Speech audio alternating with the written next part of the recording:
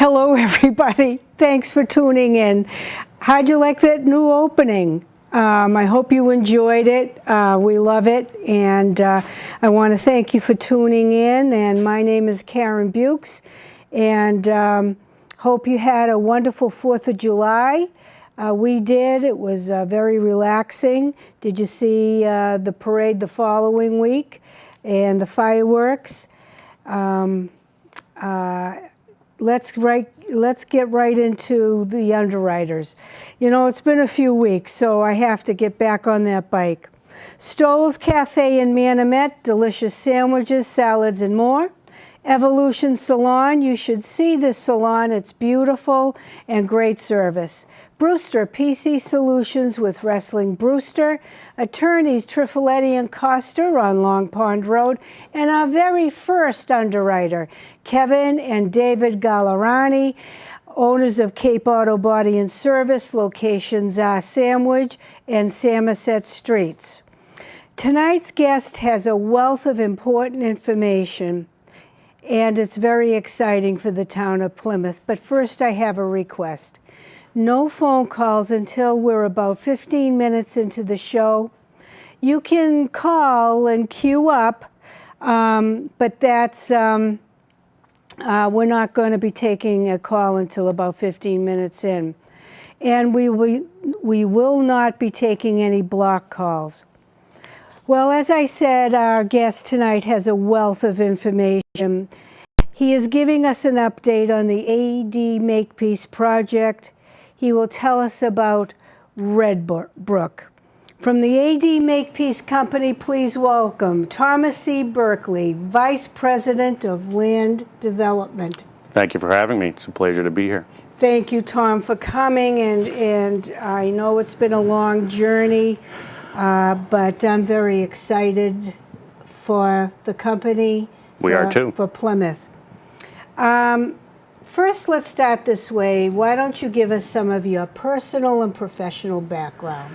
My personal background, I am from Massachusetts. I was born in California, but I've lived here 47 of the almost 50 years that I've been on this earth. Happily married. I have 2 wonderful daughters. I live in Marston's Mills on the Cape. Oh, nice. I enjoy southeastern Mass. I've been on the Cape since for 13 years, which is a good segue into professionally working backwards from Makepeace. I've been at Makepeace since 2005 in this capacity. Prior to coming to Makepeace, I worked for the Pine Hills for about 4 or 5 years. Oh. And that job actually moved my family and I from Littleton, which is in sort of northwestern part of sort of up near Route 2, 495. Prior to working at the Pine Hills, I worked for Sasaki Associates.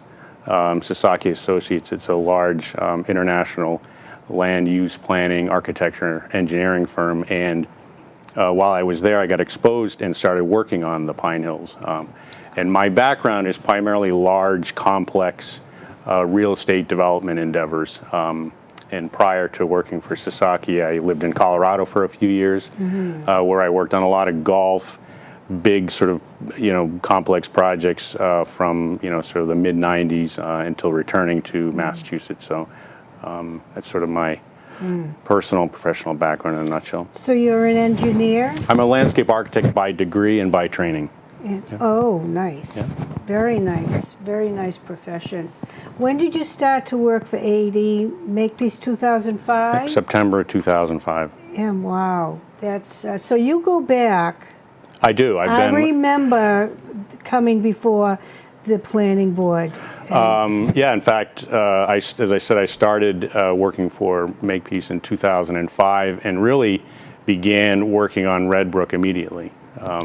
Redbrook and the town passed 2 significant bylaws at town meeting, the fall of town meeting in 2004, that allowed the permitting and approval process really to begin in earnest for what was then River Run. Then it was renamed, so I know. Why was it renamed? Well, River Run is the name of the bog complex. Both internally and some people externally know those bogs as the River Run bogs because the Agawam River runs through some of the bogs and adjacent to some of the bogs. So it was a logical name. It was a good name. And as you may know, the approval process started really in, as I mentioned, 2004, 2005, and the permits were issued in 2008, and that was really the beginning of a rather significant real estate sort of just general economic downturn. So it really, as you probably know, there wasn't a lot of activity at River Run for several years until last year when we really decided, we saw the signs that the overall economy was doing better. The real estate market was at least stable and starting to gain traction, so we started to put a shovel in the ground, so to speak. And when we did that and we sort of really ramped up our marketing efforts, we sort of just internally reevaluated. We thought it was a good time to reevaluate a lot of things, the name being one of those things, and we just gave some thought to, is this a good time to just rename it? Because River Run, after 9 years, is sort of what's been going on there. That's how we knew it. Yeah. Yeah.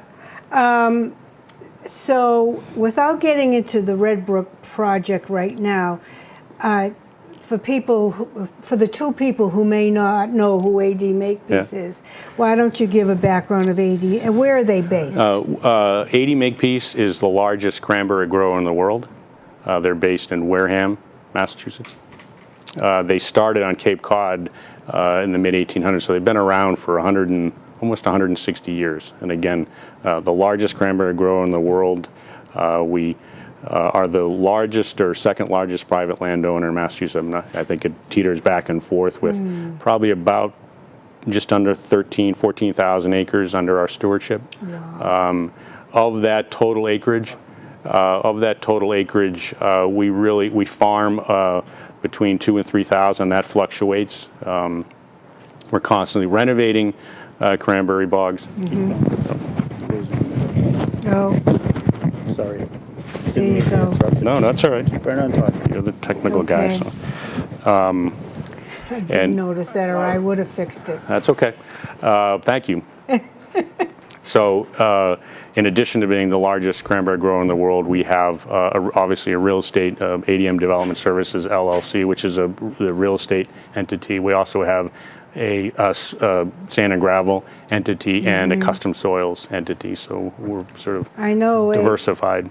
And it's a very good company. It's an excellent company. It's an excellent company, and I've met a few people from there. You know the festival that they have every... Cranberry Harvest Festival? I love it. And Kenny went up in a helicopter and filmed. Great. And he filmed the bogs being picked and beautiful footage. We should show it to you sometime. Yeah, the Harvest Festival is every Columbus Day, and this will be actually our 10th anniversary this coming October. And it gets bigger and bigger every year. We had over 30,000 people last year, Saturday and Sunday. It's just wonderful between the food and the festivities and how you're treated. I will say that the staff is phenomenal. I had tripped. And somebody came right up in one of those golf carts and took me where I had to go. Everybody understands it's really sort of a company philosophy. Like a family. Absolutely. It is. Absolutely. And that's what the man said that was driving the little golf. He goes, this is our family. That's right. Wow. And years ago, like you say, you started 2004-05 with the permitting. I was there. I remember AD Makepeace. Yeah. Boom, boom, boom, walking into the planter board. And how professional they were from the very beginning, how cooperative. They didn't make excuses. They listened. They took it back. They brought it back. They went back and forth. It was wonderful. So I imagine Lee and the planning department have been tremendously helpful. They have. In fact, going back, as I mentioned in the beginning, the transfer development rights bylaw and the traditional rural village development or TREVID bylaw that were passed in the fall town meeting of 2004, led by Lee Hartman, the planning department, Board of Selectmen, all of the departments at Town Hall, a town manager, that recognized that these large tracts of land, these beautiful pieces of land in Plymouth, need to be sort of taken care of. They need to be looked at differently than sort of a traditional or typical subdivision, if you will. So the town identified this parcel that was owned by Makepeace, and again in 2000, so it's been 10 years, that something different needed to happen on that property. So it started with the town. So you're right. Lee and all of the departments, the planning board, were instrumental in sort of guiding what should happen there. And then Michael Hogan, our president and CEO, who started in 2004 as well, really worked with the town. And Michael is a genius at understanding relationships and how they should be fostered. And certainly when I came there in 2005, that was already established. So it was easy to sort of just dovetail into the fabric that was, Plymouth and Makepeace have a great relationship. We recognize that this property is adjacent to a lot of different people, so we need to do it right. As you pointed out, it was a lot of meetings, neighborhood meetings, kitchen meetings. A lot of talking. A lot of talking, but a lot of listening. It was really about understanding the concerns of the neighbors. And in the end, we're proud of River Run or Red Brook now, and I think the town's we know the town will be extremely proud when we really start to build out there, which we are, but in the coming year. So yes, and it's not that people are afraid of progress, because you have a stellar reputation. It's change, and they don't want that change to interfere with their normal daily life, or getting out of their driveway. Yep. And things like that. It's so important to a rural homeowner, and we don't like to change the face of Plymouth too much. And I think Pine Hills understood that, and AD Makepeace understands that. I think you have to. You have to. I think the days of developing. It's not that they're gone, but it's not necessary. It's too difficult, and you have to respect people's lives where they live. Your point about getting out of people's driveways so there's traffic. There are a lot of things that, I live on the Cape. I'm involved in my local, so it's no different. So you really have to treat wherever you're doing something as if it were your own backyard. And so, and I know the approval process took a long time. Before you can't put a shovel in the ground. Before, and so all these meetings, all these changes that come about takes money. It does, a lot of money. And even when you go to a planning board meeting, I know these developers come in, and developer can be a dirty word sometimes, and people, look and wonder if our land's going to be stripped and left bare. But I know that the developer spends a lot of money, and but that's the way it goes. Oh, yeah. He wants something, she wants something. That's the way it goes. I imagine, when a lawyer, one of your lawyers, or the architects come in, they have to be paid. They do, absolutely. Yeah. So it is. It's a long process. It can be an expensive process, but it's necessary. And to your point about the town, working with the town, it becomes more important to do things right from the beginning. Getting back to what we talked about, working with off on the right foot. It takes a little bit longer, but in the end, the end result is what ultimately the town wants. And I agree. We agree with you. Developer just unfortunately has a sort of this. But it's important to understand that. Towns like Concord and Plymouth, a lot of those towns were started by a developer, by somebody going and building something, and then somebody built something next to it, something built. So you can't really get around the word developer. But you're right. It's just when you think about that, it has unfortunately some negative connotations. You mean Priscilla and John Aldrin were developers? It depends on how you define it. Oh, well, I know what you mean. But what is the timeline, such as the building schedule? And this is the first phase? You're in the first We are in the first phase. Explain the first phase. The first, well, getting back to your original question, the timeline was always envisioned to be about 15 years. Wow. But hopefully we won't have another downturn like we just saw. But obviously there are a couple hiccups within that timeline that they could extend it. But our first phase will be about 400 homes, plus or minus. That's a mix of traditional single-family homes, multifamily homes, apartments. It'll include the village center and the village green itself. And the welcome center? The welcome center, what we call it the meeting house. That's currently under construction. Nice. The first phase of the YMCA, 25,000 square foot building. I think if you saw some of the recent planning board, we were there. We were there a couple times, so we presented both of those buildings, beautiful buildings that look at each other. They look across the village green. So the village green itself is also under construction. And they melt into the scenery. Absolutely. Yeah. A very similar architect, same architect, by the way. Speaking of architects, the first phase of our private water system, and the first phase of our private wastewater system. I was going to ask you that. Yeah. So you have your own water system. Yes, because there's no water, there's no public water down there, nor is there public wastewater. Right. So that's very good. It is. I like that. Yeah. Yes. So there's no burden on the municipal system, but there's no water down there anyway. And again, as I mentioned, there's no wastewater either. Well, I bet you'd be the first to say, Plymouth is very proud of its water supply. Yeah. And Pine Barrens and all of that is so important. Yeah. And I bet part of your study to be who you are and what you do goes into that. Yep. Very environmentally sensitive. Absolutely. But Plymouth has a lot to offer.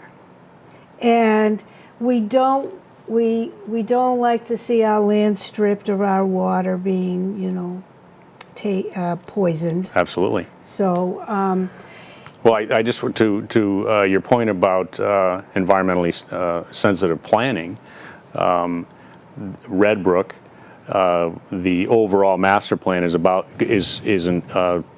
about 1,300 acres. We're only building on just under 400 units. No, we're only building on just under 400 acres. So of the 1,300 acres, we're building on about 380. So over 1,000 acres remain open space in perpetuity as part of the master plan. There's additional land that through the TDR process, transfer development rights bylaw, that'll also be protected. Halfway Pond East, Halfway Pond West, and some land is currently owned by the Boy Scouts. So it's almost 2,000 acres of open space in perpetuity.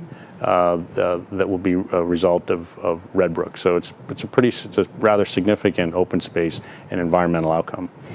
Yes, and you've kept it quaint and personable and intimate.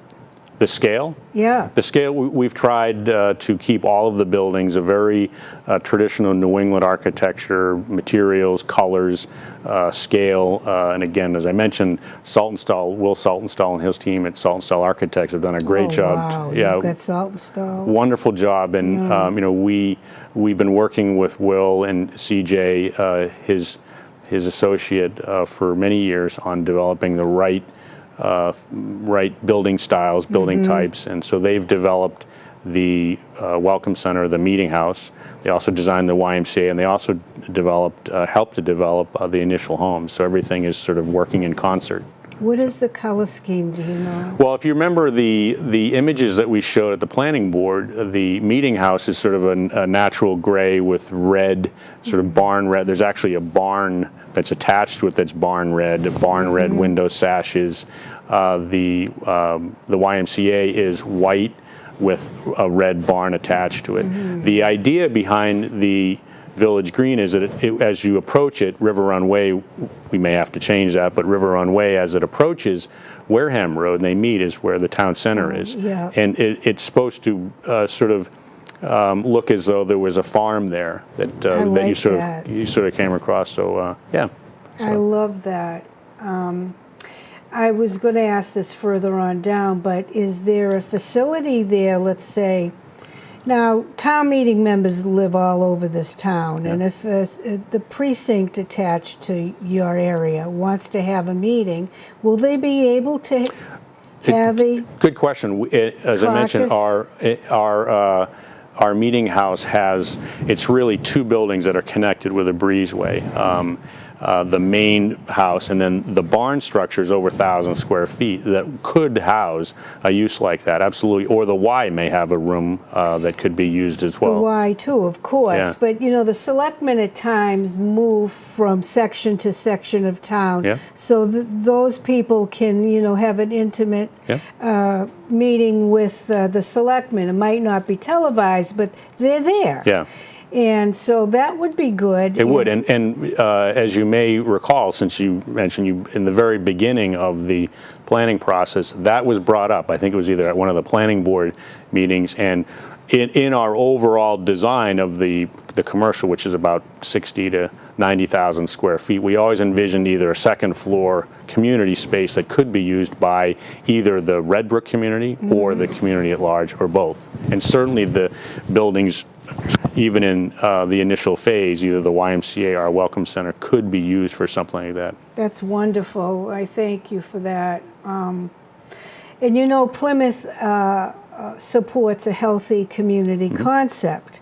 And you can't build in the woods without having pathways and, you know, bike paths. Are those there? Another good question. One of, I think, probably the most significant natural amenity that Red Brook offers is existing walking and hiking trails, and then the Appalachian Mountain Club is actually under contract to design and build our trails, and they're in the process of finalizing the first phase. So without constructing any new trails, there are probably 4 or 5 miles of existing, trails, and we plan on building miles of new trails. By the way, all of the trails currently connect to Miles Standish. Yes. So then you have all of that. Has Malcolm McGregor consulted with you? Oh yeah, Yes. Malcolm was very helpful in helping us understand the vast network of trails that go all the way from Buzzards Bay to North Plymouth, and he was helpful in working. He's amazing. He is amazing in what he does. It's wonderful.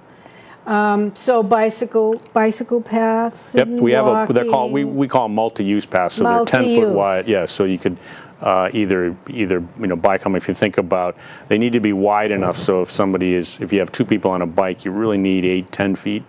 So the walkway or sidewalk that runs parallel to Wareham Road will be a multi-use path.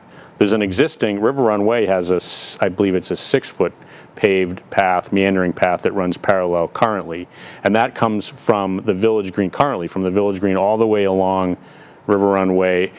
Then it runs parallel to Bourne Road, and then all the way to the pedestrian crossing at the South Elementary School. Oh, okay. Yeah. Wow. So you could walk from almost the entire length of Bourne Road on a sidewalk, cross over to which would be the west side of Bourne Road, get on the sidewalk and go all the way to the Village Green on a paved sidewalk today. That's fabulous. It is. And again, there are miles of... There's not many places you can do that. No. And we see people using them, which is great. Now, let's get into infrastructure. Okay. It's a touchy subject. I'm sure you want the appropriate infrastructure. I'm sure of that. What about the adjoining roads? How is that going to come into the equation? Let me put it this way. Okay. I've typed this up because there was no way I could remember all my questions. Will there be any widening of streets? How about a rotary, as I call it, a roundabout, And when will the surrounding infrastructure work begin, and when is the target date for completion? I think that what you're referring to is, we refer to as off-site traffic mitigation. So the Yes. traffic, good question. The main traffic mitigation, proposed off-site traffic mitigation, is from, if you're traveling from Route 3, so exit 3, Route 3, Clark Road, Yeah. Long Pond Road. Yeah. Okay. There's a new, call it modern roundabout, Yeah. not a rotary. Proposed there. Why do you call it roundabout? Because it's a rotary. Because the traffic engineers tell me to say that. So I don't. I just do whatever they say. You do with this. So which will completely change the dynamic of that intersection in many ways. Obviously, I travel that road every me day, too. and obviously it backs up. So that'll alleviate the traffic there, Okay. and that's a significant change to that intersection. So that's the first. May I ask Yes. you, are there any pipes of gas lines or cables or anything under there? Yes, I mean there's drainage pipes. There is a gas main in there. I'm not exactly sure where it is in that location. Yeah. But we'll obviously have to address if there is a gas main. I don't know if the gas main runs in there. I don't know. You wouldn't want it under the rotary. No, certainly if you. Well, we've run into that at one of the other intersections, but I'll go in the order. If you're traveling south on Long Pond, I'll walk through the order of the mitigation. Okay. So there's a modern roundabout, not a rotary, proposed for that intersection. Yeah. Okay. And then as you're traveling south on Long Pond, the intersection of Long Pond and Ship Pond Road. Yes. Currently, it's sort of at a Y. That gets realigned, so it's a T, which makes it safer. So it's not a significant change, but it's a safety issue. So that gets addressed. Very windy. Yeah. Continuing south on Long Pond, when you get to Halfway Pond, there's a new signalized intersection that'll have a right turn only. Okay, so there'll be obviously a signal heading straight, but you'll be able to turn right, and then there'll be a left arrow coming out, and then a right turn only, which would allow you to continue south on Bourne Road. So that's the improvement there. As you head, which would be west on Halfway Pond Road, and you get to Bourne Road, that intersection gets realigned. The original proposal was to realign Bourne Road, so right now Bourne Road hits Halfway Pond in a T, and that intersection got realigned, so Bourne Road sort of merged into Halfway Pond merged into Bourne Road. We're evaluating if it makes sense to go back to the existing T. Okay. But either way, that intersection gets improved. Okay. So those are really the I would say three major, with Ship Pond being. I'm not discounting it. It's just we're not realigning the road. There is traffic calming. Getting back to your original question about widening, all of those intersections require widening the roads in some areas, obviously. And we're working with Jonathan Beater and Sid Cashy in engineering and DPW on the appropriate level of traffic calming, because traffic calming, really by virtue of you would want to narrow the road, but to your earlier point about bike pedestrian, so we have to sort of balance what makes the most sense with respect to the cross section of the road. Do we narrow it in some places? Do we add a median? Do we widen it to accommodate bike paths? So we're finalizing all that now, because part of your question was the timeline.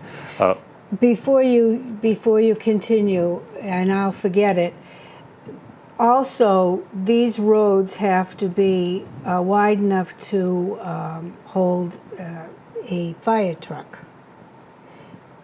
Turning radius. Yep. So that has to come into play. Yes, when we go through part of the requirement that Jonathan Beater requires, obviously as part of our submission, is we had to show, and the fire department, we have to put the turning radius, the template of whatever the ladder truck is, the longest one, whatever, through all of the movements. We had to do that. So we've done that. That's part of that process. Good. That's so important.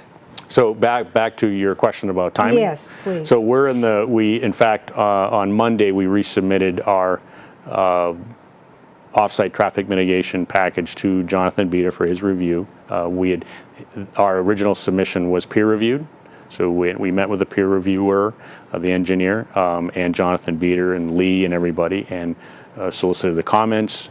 I mentioned that we are reevaluating one intersection because, frankly, Jonathan Beater and his team had a great suggestion. So we went back to reevaluate that. do. So we resubmitted that on Monday. So he's going to review that. Our goal is to get all of the plans final, approved through the town process, and start construction this fall. Wow, that's a lot of investment. It is. It is. It's a significant investment. It is worth noting that all of those intersections are, even without Red Brook, are failed intersections. So all these I know improvements. they are. So we went all through that before. yeah, and so it is a significant improvement to the traffic flows, no question. Especially the Clark Road, Long Pond Road right now. Yeah, they're very concerned there, because it just dumps right into Long Pond Road, Clark Road, and there you are. You go left, right, or down that little street, Yep. and it's very concerning to them. People, you can call in now, 830-3971 if you'd like, and ask a question of your own. I still have more questions, but please call. What about the new YMCA? What's that timeline? The new YMCA, great question. Is being built in 2 phases. The first phase is 25,000 square feet, 2-story. With a pool. The first phase will not have a pool, but the timeline is they started clearing the site today. Oh, yeah, because we went down there and we couldn't, Yeah, well, if you go back there next week, you'll see where it is. So, and then they're finalizing the plans and the permitting with the building department. But basically, their timeline is this summer, and they'll open next summer. Oh, okay. Yeah. And then to your point about the swimming pool, the second phase has 2 pools, has a lap pool and a family pool, a basketball court, and a mezzanine track. It's sort of a track that's sort of above the basketball court. In total, so the first phase is 25,000 square feet, and the second phase is about 50. So it's a little 74,500 square feet. And we certainly anticipate, and I'm sure the Old Colony YMCA anticipates getting underway in the second phase as soon as possible. See, I would get a membership to the Y. Good, you should. I would. Yeah. So will I. I have such great memories of the Y as a kid. We did a great phone call. Okay. We have a phone call. Hello, you're on Talk of the Town. Hi, it's Helen Hapgood. I have a question for Tom. Hi, Helen. Sure, Helen. Hi. How are you tonight? I'm doing quite well. We're good. All right, here's my question. On the 2 wells, I believe there's going to be 2 wells in the Red Brook development on the Phase 1. 2 wells? My concern is when they built Ponds of Plymouth, it affected a lot of the water level for the neighbors in the different areas across from Bourne Road and further along Bourne Road, especially for those that had shallow wells. Has there been any study done that would alert if there was going to be problems with the water level that could affect the neighborhood's wells? Good question. Good question, Helen. They're called drawdown tests. I'm not the right person to answer the question, Helen, but I can certainly get you the answer. I know they have to go through that process for your water withdrawal permit to establish baseline and to know that through your withdrawal process you're not going to be affecting the water levels of the adjacent wells. Because as you do your testing, they mark on a plan where all the closest wells are, existing individual wells. But I can certainly get you an answer on that. All right, and I had one other question, which is further out. When you think the Phase 1 or the full development is completed, is there any general idea of what the effect on the taxes will be for the income, the taxes coming into the town? My question, Helen. Oh, I'm sorry. Those That's are the main 2 questions. I'm going to hang up so I can go out in the other room and hear you. if I understand That's if I fine. understand her question, it was. Yeah. What is I think the tax revenue from Red Brook. Yeah. Yes. I think after phase one, again, as I mentioned earlier, the phase one residential component will be about 400 to 425 homes. I mean, you could do the math on. You'd have to quickly do the math on what we could project in 4 or 5 years, what the average house would be at whatever the current residential tax rate. So Right. it's simple sort of multiplication, and I don't know, I couldn't do it right now, but it's not that. In addition to that, there would be a little bit of commercial development, commercial right. tax base. So that would be a simple multiplication. I So don't know what that- will the houses go for, the condos, houses?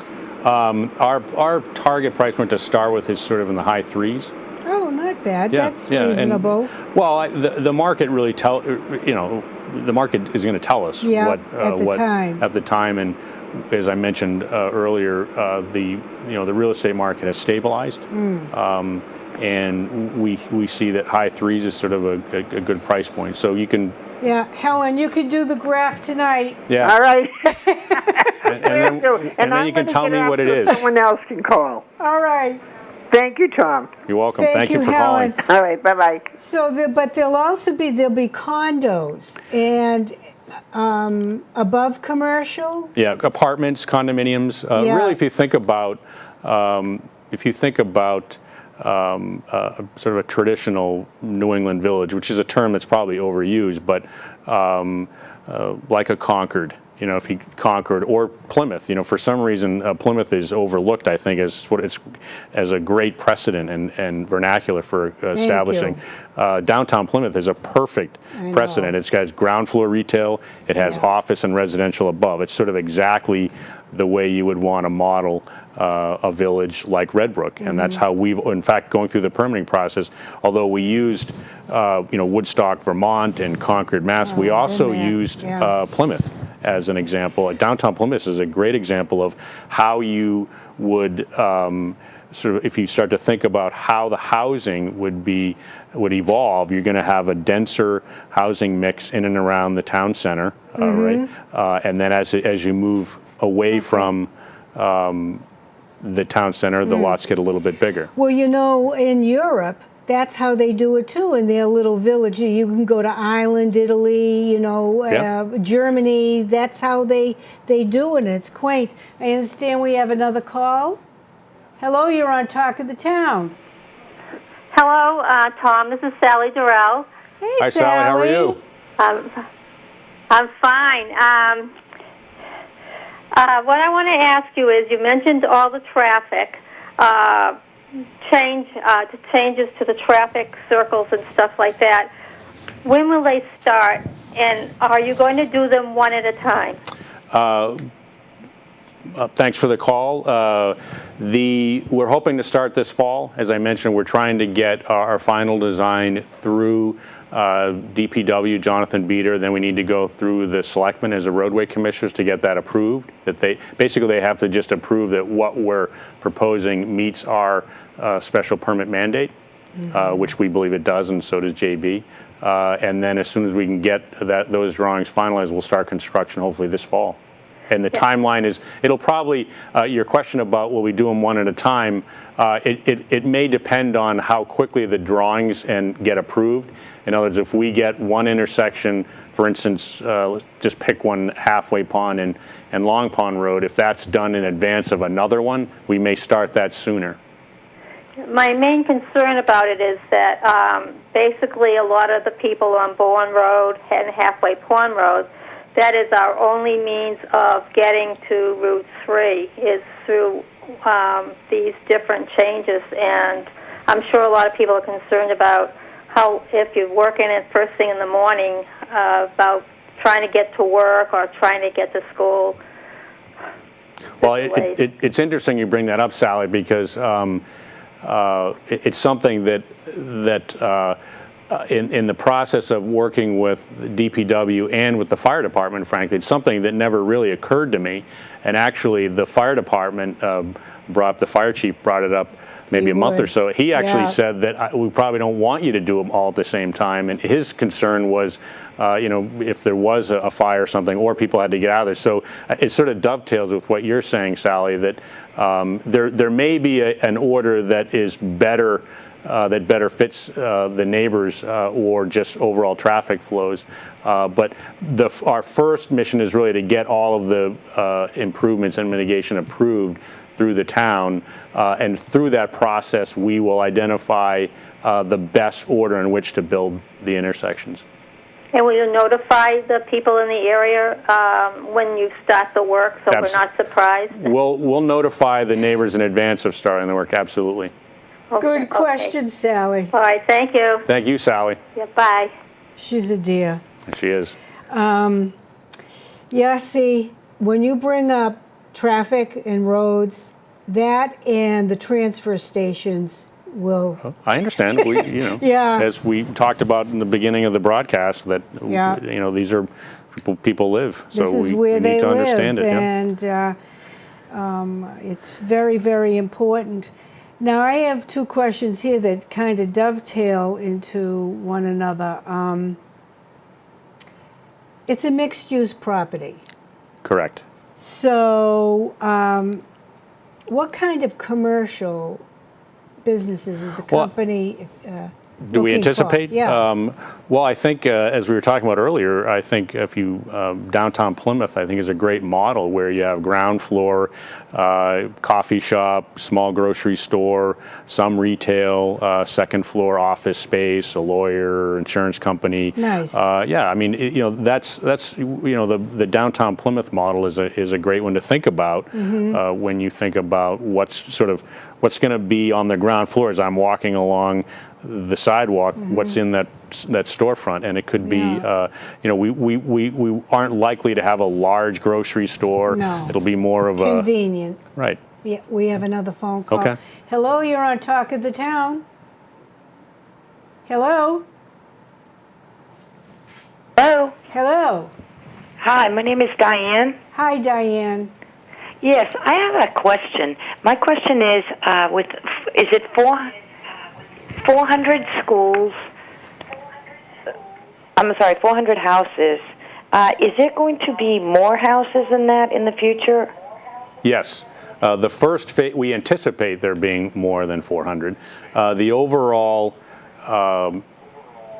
program includes 1,175 homes and 60 to 90,000 square feet of commercial, and that the total number of residential homes is a mix of single-family homes, multifamily homes, apartment-style homes, assisted living homes. So really a mix of all the different types of housing types that you can think of, for instance, in the town of Plymouth. Okay, so my question, another question I have is, if there are, say, 800 homes and that have children, and each have maybe 2 children, and that's 1,600 kids, how are we going to handle the schools? Well, certainly it's a good question. As part of our special permit application, we had to do a complete fiscal impact analysis, which included an analysis of projected school-age children. And there's a whole method to establishing how many school-age children a project like this could anticipate. I believe the number was about 300, and it was just under 400, I think, and then it was revised recently to be about 352. Now, having said that, it's unlikely that everybody moving there would have 2 children. I certainly understand your question. I don't know how to answer it because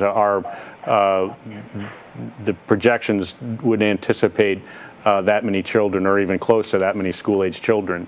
And the analysis also takes into account what's happening in the town with respect to districting and what the sort of ebb and flow is with respect to school-age children, how many new children, and in each from kindergarten all the way through high school can be projected. So to your question about if 800 homes had each had 2 kids. I mean, it's highly unlikely that would ever happen, especially given that all of the homes that are designed to meet a different mix. First floor masters, all are 3 bedrooms, so limiting the number of bedrooms. I know a single person is moving there. Yeah, so we're not targeting any one particular demographic, but I'm not trying to dismiss your question. I understand. I don't know how to answer it. My question is that, are you there? Yes. Yes. It sounds that because I do know that South Elementary has always had a problem with overcrowding with the Ponds of Plymouth, and I would think that would be the school that would be needed. I think that another school would definitely have to be built, and in the end, that's going to really cost the taxpayer. They're already talking about with that, teachers, Diane. the building of the school. Yep, they're talking about building another elementary school eventually, but I don't know. It's talking phase, but you're correct when you say overcrowding.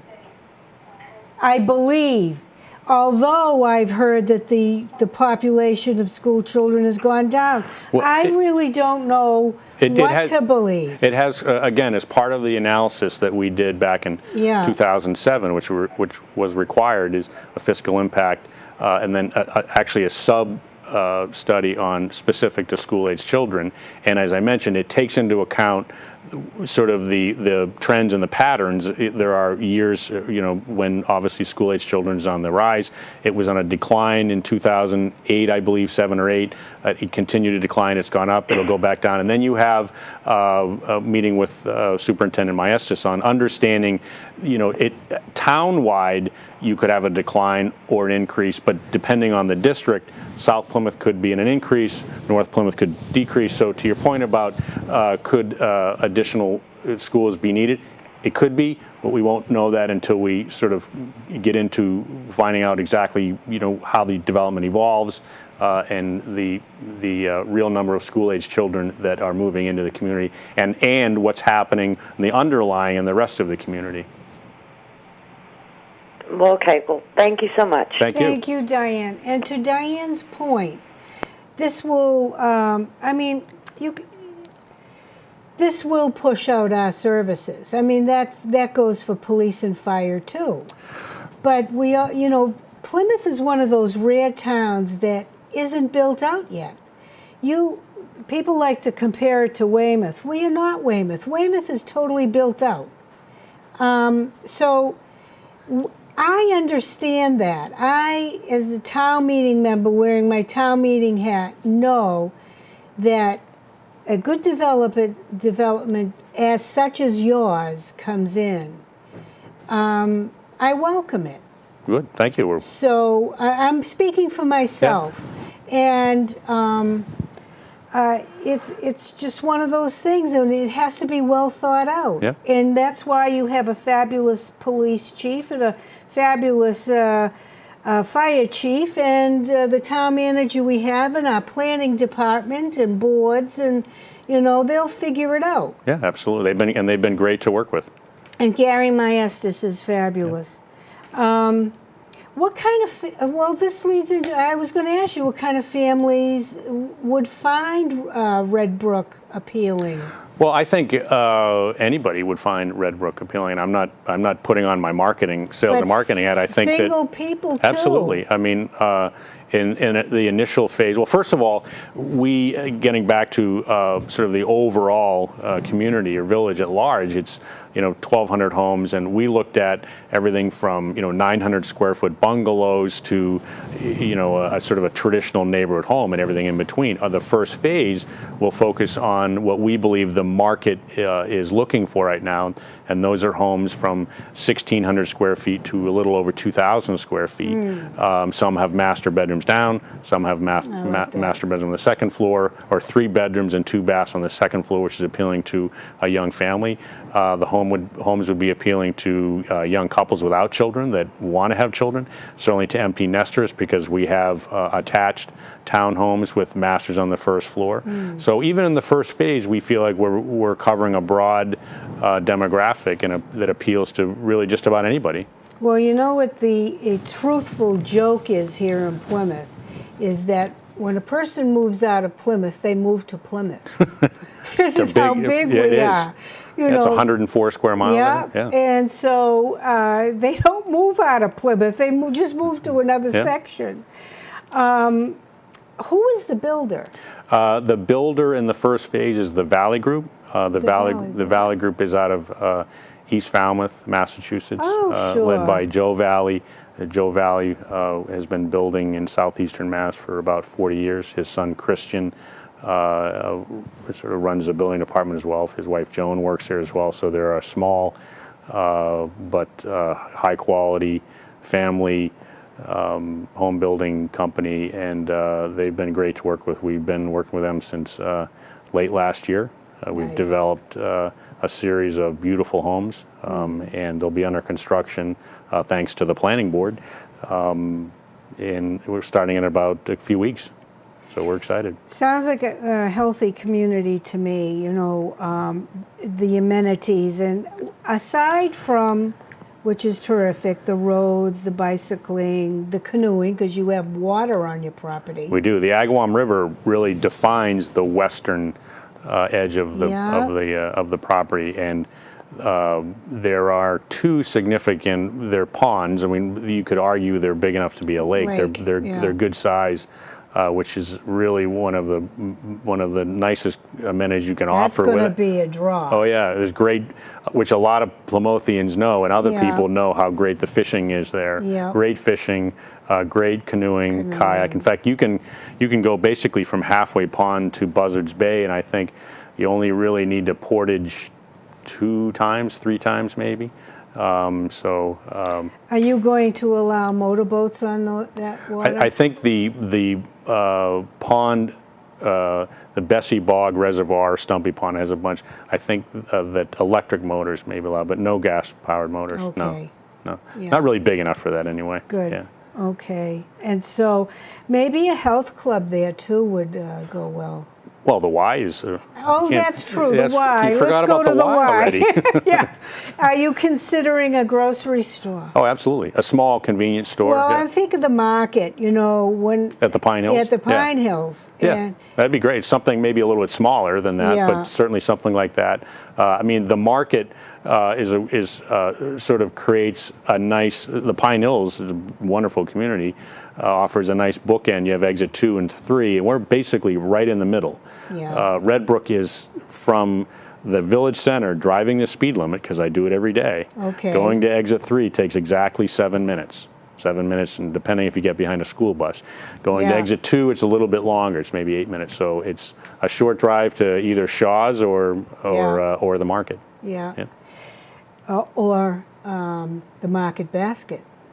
Well, the Market Basket, that's a little bit further. You got to go over the bridge. I go to the Market Basket. Yeah. All right. Just telling you. Yeah. So Helen hit upon the what would the revenue, approximate revenue tax be revenue. Yeah. You know, that's important to us too. Yeah. Pine Hills always says that the biggest tax revenue.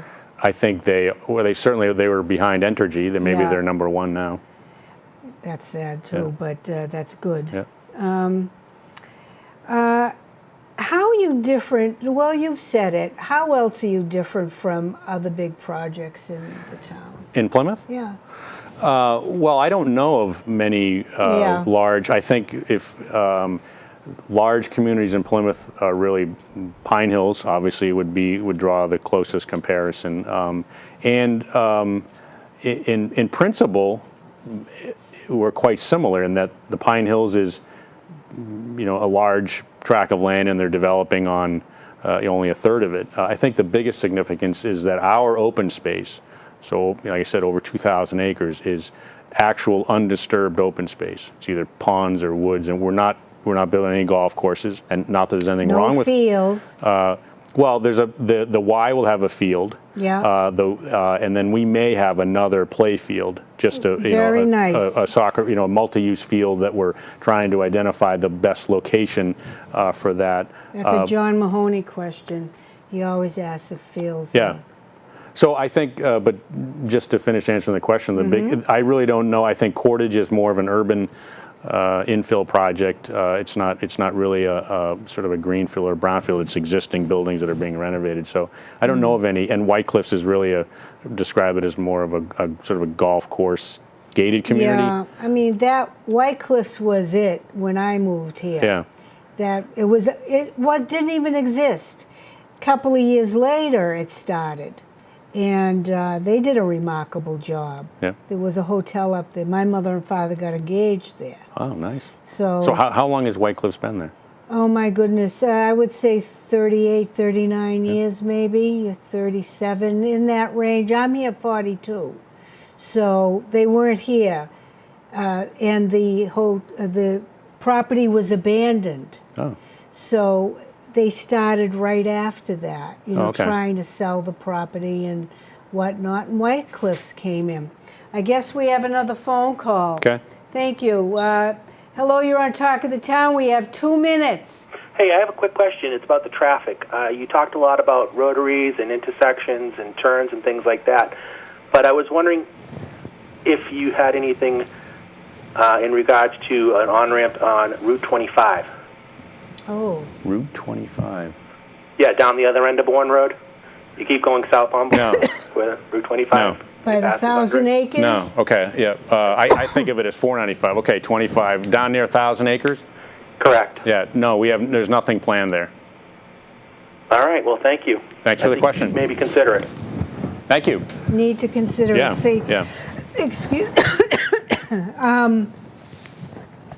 some people want it, some people don't. Yeah.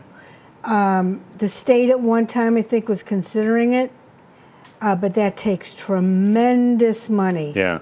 Tremendous. But that would be great, I think. But we don't know. Yeah. That's further down. And you know what? We're at the end. Really? Really? That was a quick hour. Do you have any other questions? Well, not really.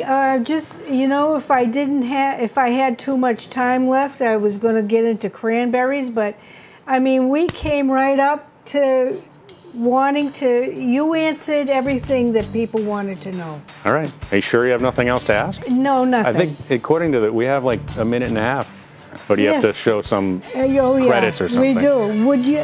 Why don't you wrap it up and tell how you want to end this? What would you like to say? Well, first of all, I want to say thank you for having me. It was a great. It was my pleasure, Kenny's pleasure, and as the producer of this show.